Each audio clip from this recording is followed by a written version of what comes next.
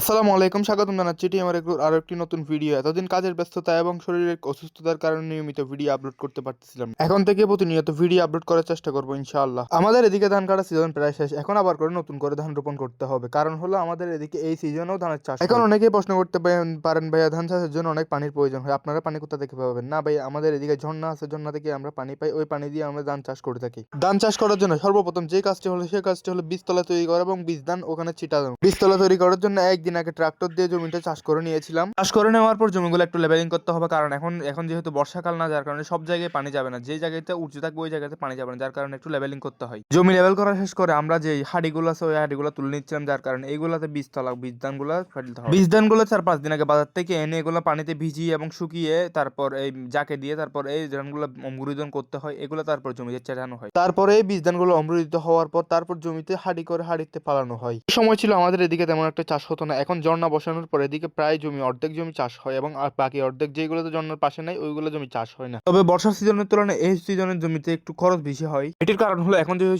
শীতকালে গাছগুলো বড় হতে চায় না, যার কারণে রাসায়নিক সার দিয়ে গাছগুলো বড় করতে হয়, তারপর এই গাছ থেকে ফল পাওয়া যায়। তো বর্ষার সিজনের তুলনায় আমাদের জমির পরিমাণ এখন একটু বেশি, যার কারণে কাজের ব্যস্ততাটাও একটু বেশি। তাই ভিডিও এডিট করা এমন বিভিন্ন ধরনের কাজ এগুলো সবগুলো একসাথে করা সম্ভব হয় না, যার কারণে প্রতিনিয়ত ভিডিও আপলোড করতে পারি না।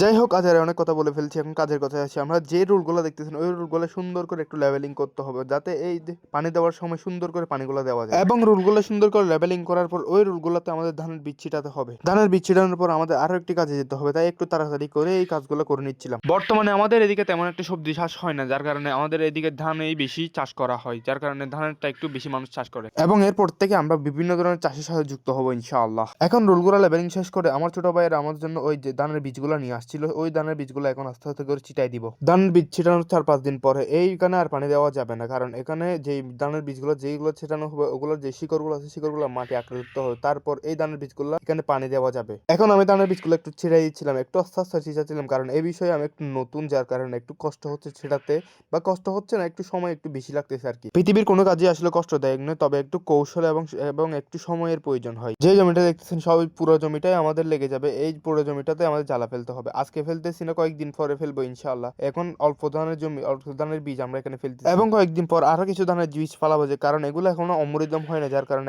এখন ফলন যাচ্ছে না। দেখতে দেখতে আমাদের ধানের বীজ হয়ে শেষ। এতক্ষণ পর্যন্ত আমাদের সাথে থাকার জন্য ধন্যবাদ। দেখা হবে পরবর্তী কোনো ভিডিওতে। আসসালামু আলাইকুম।